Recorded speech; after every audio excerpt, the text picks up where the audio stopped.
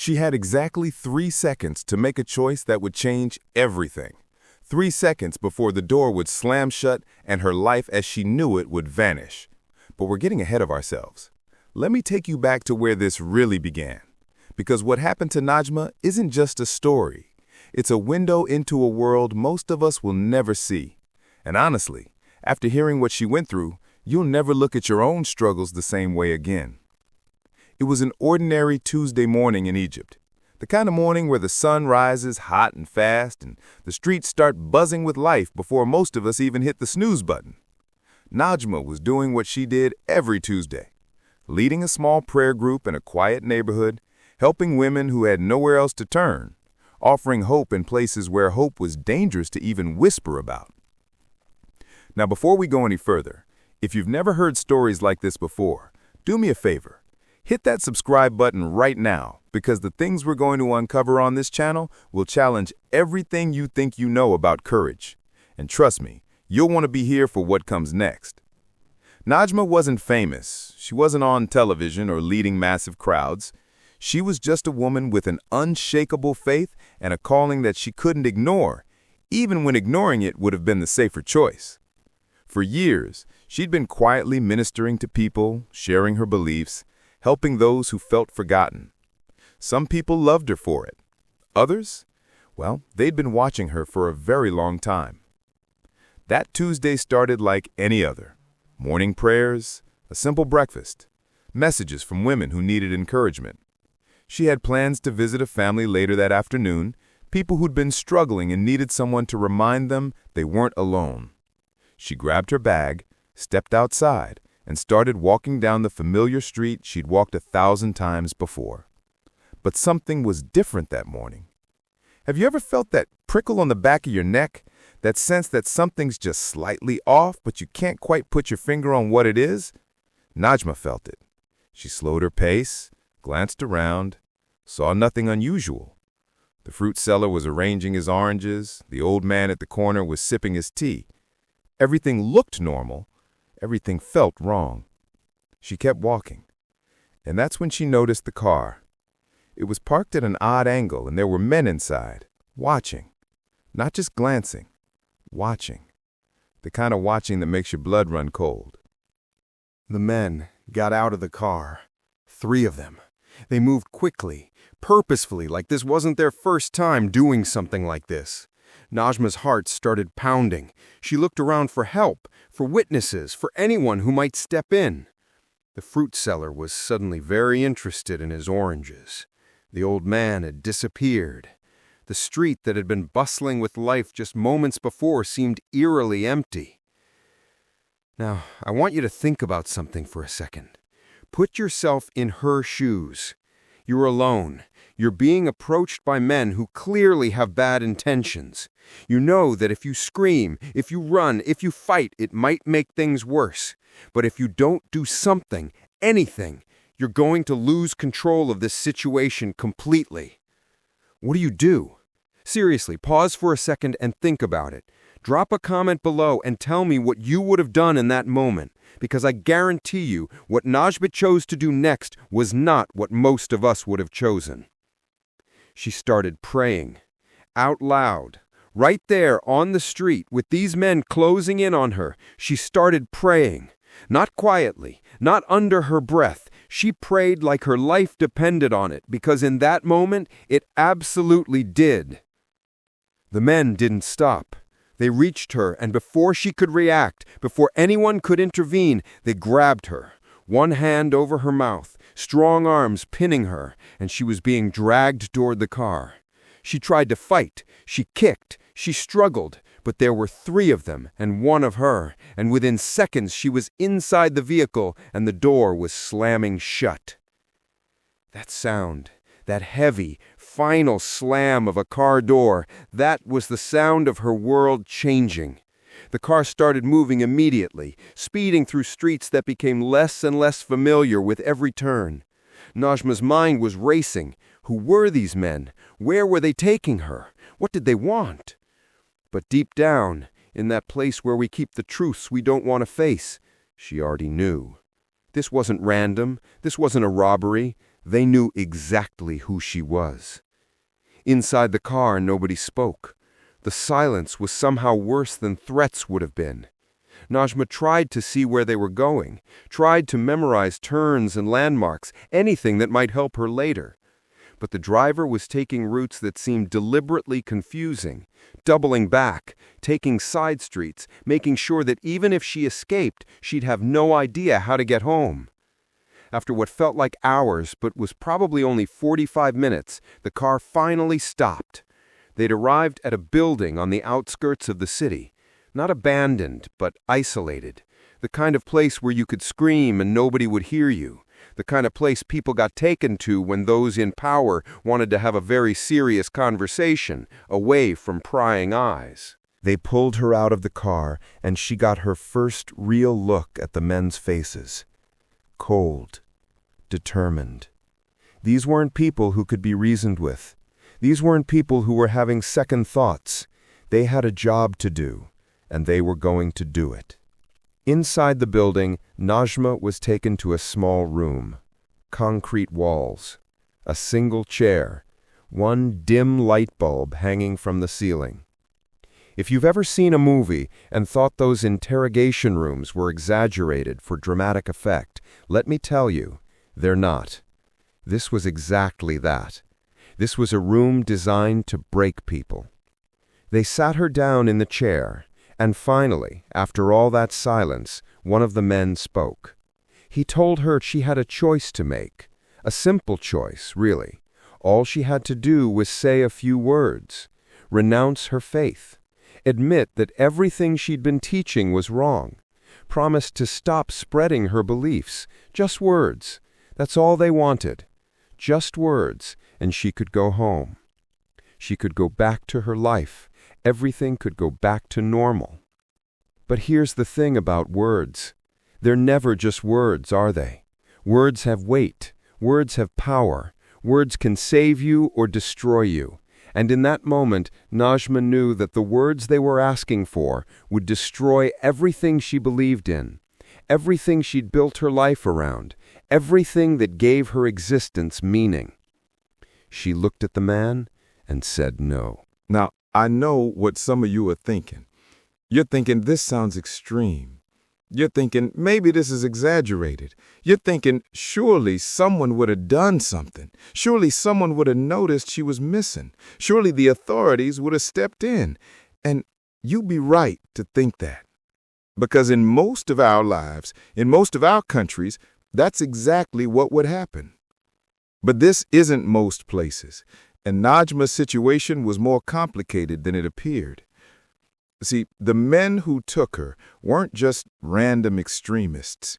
They had connections. They had protection. They knew exactly how long they could keep her before anyone would start asking uncomfortable questions. And they used every second to that time to try to break her. On what Najma later estimated was the third day, though she couldn't be sure, something changed. The interrogations became harsher. The threats became more specific. They told her about other people who'd been in that room, people who'd made the same choice she was making, people whose families never saw them again. They asked her if she was willing to die for words. Just words. Was she really willing to throw her life away for something she couldn't even prove was real? And this is the part that I can't stop thinking about. This is the part that keeps me up at night. Because Najma, dehydrated, exhausted, terrified, beaten down in every way a person can be beaten down, she looked at them and asked a question back. She asked them if what she believed wasn't real, why were they so afraid of it? That question hung in the air like smoke, because she'd touched on something true. If her faith was meaningless, if her beliefs were just delusions, why did they need to silence her? Why did they need her to renounce it? Why not just let her continue believing whatever she wanted to believe? The man who seemed to be in charge, his face darkened. He stepped closer to her. And what he said next, I'm not going to repeat exactly because some of you watching might have kids around. But he made it very clear that the time for talk was over. What happened over the next several hours tested Najma in ways that most of us will never be tested. Physical pain has a funny way of clarifying what you really believe. It strips away all the philosophy, all the theory, all the comfortable Sunday morning discussions about faith, and it asks you one brutal question. Is this real enough to suffer for? For Najma, even as her body screamed for relief, even as every survival instinct told her just to say the words they wanted to hear, something inside her wouldn't break. She described it later as feeling like there was a strength that wasn't her own, like she was being held up by something bigger than herself. But here's what they don't tell you about faith in situations like this. It doesn't make the pain go away. It doesn't make you fearless. Najma was terrified. She cried. She begged them to stop. But the one thing she wouldn't do, the one line she wouldn't cross, was to deny what she believed. And that drove her captors absolutely insane. Because here's what you have to understand. These men were used to winning. They were used to people breaking. Everyone breaks eventually, right? That's what they believed. Apply enough pressure, take away enough comfort, inflict enough pain, and people will say whatever you want them to say. But Najma wasn't breaking. Days blurred together. The small concrete room became her entire universe. She lost track of how many times they came in with the same demands. She lost track of how long she'd been there. She lost track of everything, except one simple truth. She knew who she was, and she knew what she believed, and nothing they did could take that from her. But something else was happening that Najma didn't know about. Something that would change everything. You see, while Najma was trapped in that room, the outside world hadn't forgotten about her. When she didn't show up for her scheduled visit that afternoon, the family she was supposed to see got worried. When she didn't return home that night, friends started calling around. When nobody could reach her the next day, people started to panic. In a situation like this, time is everything. The longer someone is missing, the harder they are to find. Najma's friends and family knew this. They went to the police immediately. They filed reports. They made noise. They refused to let this disappear quietly. And this is where something unexpected happened. You'd think that with all the connections Najma's captors had, they'd be able to keep this quiet. But they'd made one crucial mistake. They'd grabbed her in broad daylight, on a street that had more cameras than they realized. The police, under pressure from Najma's community, and frankly, probably concerned about the international attention this was starting to get, began pulling surveillance footage from the area. They went business by business, camera by camera, piecing together Najma's movements that morning. And they found it. Grainy footage, but clear enough. The car, the license plate, the men grabbing her, everything. Now, this is the part where in a movie, the cavalry would immediately mount up and ride to the rescue. But real life doesn't work like that. Finding the car was one thing. Finding where they'd taken Najma was something else entirely. The police had to track down the car's owner, apply pressure, follow leads, all while knowing that every hour that passed put Najma in more danger. Back in that concrete room, Najma had no idea any of this was happening. As far as she knew, she'd been forgotten. As far as she knew, this room was where her story would end. Her captors certainly seemed to think so. Their tactics had shifted from interrogation to punishment. They weren't even asking her to renounce her faith anymore. Now it seemed like they just wanted to make her pay for refusing. On what Najma later learned was the fifth day, something in her finally started to give. Not her faith, not her resolve, but her body. 5 days without real food, 5 days of minimal water, 5 days of stress and fear and pain. The human body can only take so much. She started drifting in and out of consciousness. Reality became slippery. She'd find herself in the middle of prayers and not remember starting them. She'd hear voices and not know if they were real or in her head. She thought about her family. She thought about the people she'd been helping. She thought about all the things she'd never get to do. And in one of those semi-conscious moments, she heard something new, something that at first she thought was a hallucination. She heard shouting, not her captors' voices, different voices, authoritative voices. And then she heard something that made her heart leap even through the fog of exhaustion. She heard someone yelling, "Police! Down on the ground!" The next few minutes were chaos. Her door burst open. There were uniformed officers, weapons drawn. Her captors were on the ground being handcuffed. Someone was kneeling beside her asking if she could hear them, telling her she was safe now, telling her it was over. It was over. They carried her out of that building, into sunlight that felt like fire on her eyes after so long in that dim room.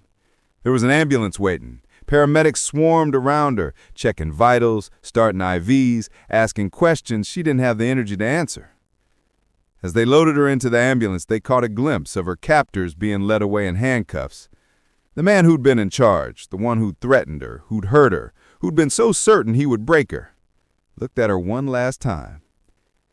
And do you know what Najma did? She smiled at him.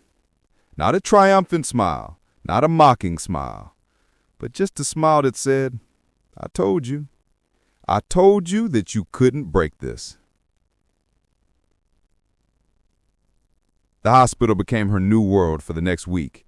Doctors treated her dehydration, her injuries, the physical toll of what she'd endured. Nurses monitored her around the clock. Her family never left her side. Friends came in shifts, making sure she was never alone. And slowly, piece by piece, they told her the story of her rescue, how the surveillance footage had been found, how the police had tracked down the car, how her community had refused to stay silent, how even strangers had shared her story, put pressure on authorities, demanded action. But here's what struck Najma the most. Here's what she couldn't stop thinking about as she lay in that hospital bed recovering. Throughout her entire ordeal, through every moment of pain and fear and doubt, she'd never felt alone. Even when she was physically alone in that concrete room, even when she thought nobody was coming for her, she'd felt a presence that sustained her. She tried to explain this to a reporter who came to interview her, and I love how she put it. She said, "They tried to take everything from me, my freedom, my dignity, my hope. But the one thing they couldn't touch was my faith. Not because I'm strong, I'm not, but because what I believe in is stronger than what they believe in. And that made all the difference." The reporter asked her if she was angry at her captors, if she wanted revenge, if she thought they should be punished to the full extent of the law. Najma was quiet for a long moment. Then she said something that I think reveals more about who she is than anything else in this story. She said, "I pray for them, not because they deserve it, but because I know what it's like to be trapped. They're trapped in their own way, in their own darkness, and I hope one day they find their way out of it." Can you imagine that? After everything they'd put her through, she was praying for them, not cursing them, not plotting revenge, praying for them. Now, I'm not telling you this story to preach at you. I'm not here to convert you to anything. I'm asking you to think about something. How many of us, in our comfortable lives, with our minor inconveniences and our first world problems, have that kind of strength? How many of us could face what Najma faced and come out the other side not just intact, but somehow more whole than before? Najma's story spread far beyond Egypt. People around the world heard about what happened to her. Some saw it as a story of religious persecution. Others saw it as a story about human resilience. Some saw it as a miracle. Others saw it as a lucky break that the surveillance footage was found. But here's what nobody can deny.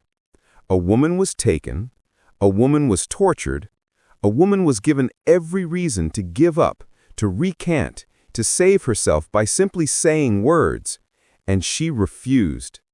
Not because she was superhuman, not because she didn't feel pain or fear, but because she'd built her life on something she believed was true, and when that belief was tested in the most extreme way possible, It held. Najma eventually went back to her work. Not right away. She needed time to heal, both physically and mentally. Trauma doesn't just go away because you've been rescued. She had nightmares. She struggled with anxiety. There were days when she couldn't leave her house because the fear was too overwhelming. But slowly, with support from her community and her family, she found her way back. And when she did, something interesting happened. More people came to hear her speak than ever before. Not because she was marketing herself differently or because she'd become famous, but because her story had weight now. Her words had credibility. She wasn't just talking about faith in theory anymore. She'd lived it in the most brutal way possible. People would ask her how she did it, how she stayed strong, what was going through her mind in that concrete room. And she'd tell them the truth.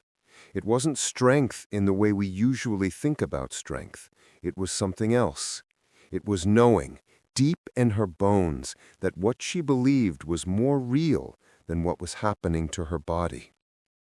One woman who heard Najma speak came up to her afterward in tears. She told Najma that she'd been afraid to tell her own family about her faith, afraid of what they might say, afraid of judgment. And hearing Najma's story made her ashamed of her fear. But Najma stopped her right there. She said, "Don't be ashamed.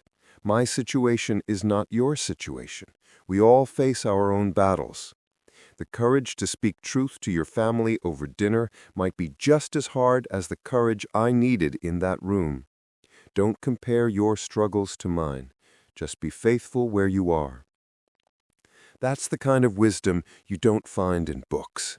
That's the kind of perspective you only get from walking through fire. The men who kidnapped Najma were eventually tried and convicted. The trial was relatively quick once the evidence was presented.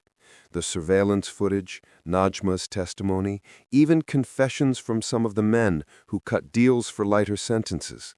They were sentenced to significant prison time, and as far as anyone knows, they're still serving those sentences today. But you know what's interesting? Najma attended every day of that trial, not because she wanted to see them punished, but because she wanted them to see her. She wanted them to see that she was still there, still standing, still believing, still doing the work they'd tried to stop her from doing.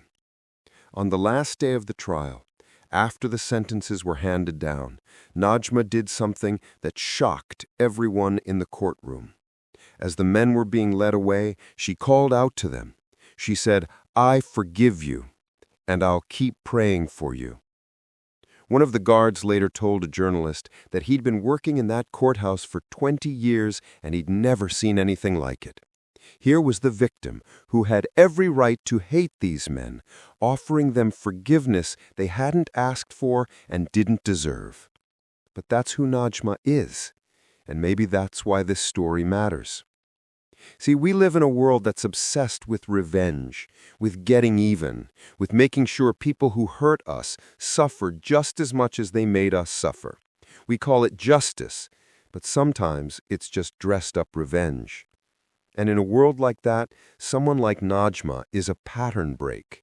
She's proof that there's another way to respond to evil, not by becoming evil yourself, not by letting it harden you into something you don't recognize, but by holding on to what you believe is good, even when everything around you is trying to convince you that goodness doesn't matter.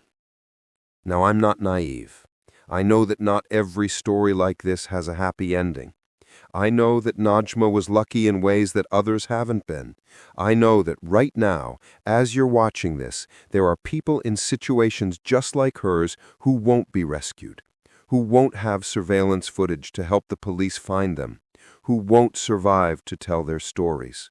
And that's exactly why Najma's story needs to be told, because she's speaking for all of them too. Every time she shares what happened to her, she's honoring the people who didn't make it out. She's making sure their struggles aren't forgotten.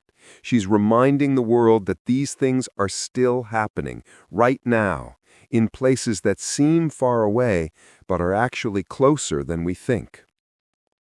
Najma told me once that I think about a lot. She said, "When people hear my story, they always focus on those 5 days, and I understand why. It's dramatic, it's intense, it's the part that makes a good story. But the real story isn't those 5 days. The real story is all the days before, when I was making small choices to believe, to act on what I believed, to help people even when it was inconvenient. Those days prepared me for those 5 days. Without all those small choices, I would have broken immediately." That's profound, isn't it? The big moments of our lives are built on all the small moments that came before. Najma could withstand 5 days of torture because she'd spent years building a foundation that could support her when everything else was stripped away. So what's the takeaway here? What are we supposed to do with a story like this? Maybe it's different for each of us. Maybe for some of you, it's a reminder to be grateful for the freedoms you have that you take for granted. Maybe for others, it's inspiration to stand up for what you believe in, even when it's hard. Maybe for some, it's just a glimpse into a world you didn't know existed, a reminder that there are people out there facing challenges we can't even imagine. Or maybe, just maybe, it's a challenge to think about what you're building your life on. Because here's the uncomfortable truth that Najma's story forces us to face. Most of us don't really know what we believe until those beliefs are tested. We have opinions, we have preferences, we have things we say we believe. But would we hold on to them if holding on cost us everything? Najma's story asks us that question, and it doesn't offer any easy answers. Today, Najma continues her work. She's more careful now, more aware of her surroundings, more conscious of security.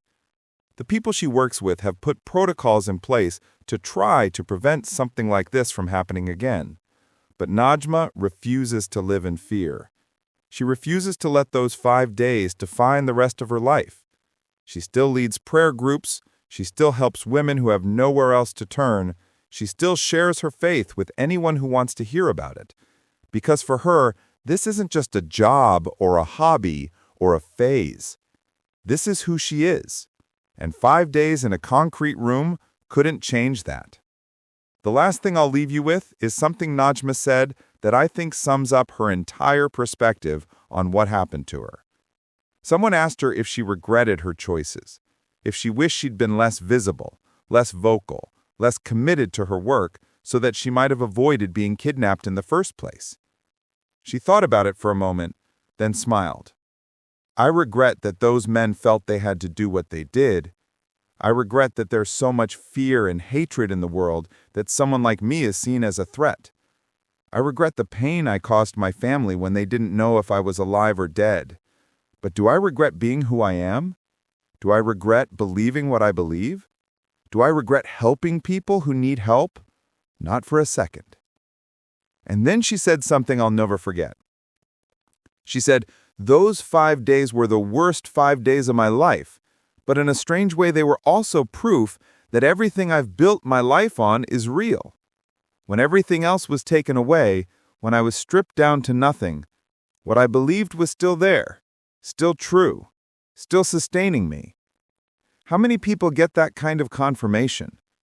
How many people get to know, not just hope, but know, that what they believe can actually hold them when nothing else can? That's one way to look at trauma, isn't it? Not as something that breaks you, but as something that reveals what you're made of. Najma's story is still being written. She's still out there, still doing her work, still touching lives, still proving that darkness doesn't get the final word. And every day she wakes up and chooses to keep going is another small victory over the fear and hatred that tried to silence her. So here's my question for you, and I really want you to think about this. I want you to drop your answer in the comments. What would you have done in Najma's situation? And I'm not asking what you think you should have done. I'm asking what you honestly believe you would have done. Would you have said the words they wanted to hear and figured out your beliefs later? Would you have tried to escape? Would you have fought back physically? Would you have done what Najma did? There's no wrong answer. I'm just curious. Because I think the honest answer to that question tells us a lot about ourselves. And maybe, just maybe, thinking about that question will help us prepare for our own tests when they come. Because they will come. Maybe not as dramatic as what Najma faced, but life tests all of us eventually. The question is, what are we building our lives on that will hold us when those tests come? Think about it. Let me know in the comments. And if this story moved you, if it challenged you, if it made you think about your own life differently, do me a favor. Share it. Because stories like Najma's deserve to be heard. Not because they make us feel good necessarily, but because they remind us of what humans are capable of, both the worst and the best. Najma would want you to know one more thing. She'd want you to know that she's not special, she's not superhuman. She's just a woman who made a choice, and then another choice, and then another. And those choices led her through the darkest valley she'd ever walked through. But they also led her out the other side. And if she can do it, maybe we can too. Whatever it is for us, whatever valley we're walking through, whatever test we're facing. Maybe there's something in Najma's story that can help us take the next step, and then the next, and then the next. Because in the end, that's all any of us can do. Take the next step, make the next choice, hold on to what we know is true, and trust that even when we can't see the way forward, even when everything is dark and we feel completely alone, we're not. We're never truly alone. That's what Najma would want you to know.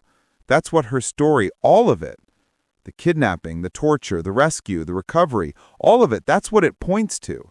Something bigger than ourselves, something that holds us when we can't hold ourselves, something that sustains us when everything else fails. You can call it faith, you can call it resilience, you can call it whatever makes sense to you.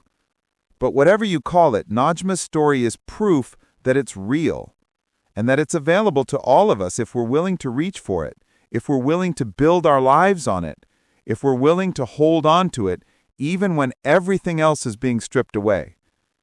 That's Najma's gift to us. Not just her story, but the invitation to consider what our own story would look like if we were tested the way she was tested. And then, the even more important invitation to start building our lives now, today, in a way that would prepare us for that test if it ever comes. Because it might. Life is unpredictable. Terrible things happen to good people. Evil exists in this world, but so does good. So does courage. So does faith. So does love. And in the end, those things are stronger than the darkness. Najma's story is proof of that. She's still out there, still believing, still serving, still standing, still refusing to let fear win. And every day she does that is a testimony more powerful than any words could ever be. So let that inspire you. Let that challenge you. Let that change you. And then go out and write your own story in a way that would make Najma proud. Not by trying to be her, but by being the best version of yourself. The version that's built on something solid. The version that can withstand the storms. The version that refuses to let darkness have the final word. Because that's what this is really all about. Not just Najma's story, but all of our stories. The question of what we're made of, what we believe, what we'll stand for when standing costs us something. And whether when we're tested, we'll discover that what we've built our lives on is strong enough to hold us. Najma found out the answer to that question. And the answer was yes. Now the question is, what would your answer be?